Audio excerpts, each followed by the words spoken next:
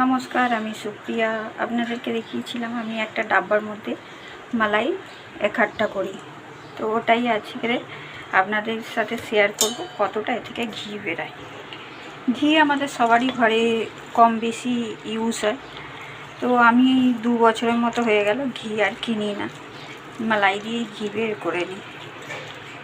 2-3 minute এই কাঠের চামচটা দিয়ে ভালো করে ফেটে নেব। আগে 2-3 মিনিট ফেটার পরেই মালাইটা একদম টাইট হয়ে গেছে। গ্যাস একদম আস্তে করে বসিয়ে দেব। গ্যাসকে একদম ধিমি করে জ্বালিয়ে দিয়েছি, এটা বসিয়ে দেবো আর একবার করে চালিয়ে দেব।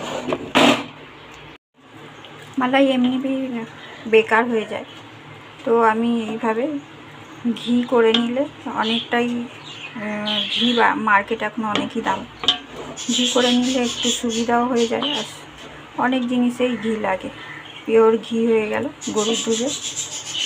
তো একবার করে আমি চালিয়ে দেবো। এটা 5-7 মিনিটই বসানো ছিল, দেখুন ঘি বেরাচ্ছে কত। এগুলো যতক্ষণ না লাল হয়ে যায় ততক্ষণ একবার চালিয়ে দেবো আর ফোটাবো।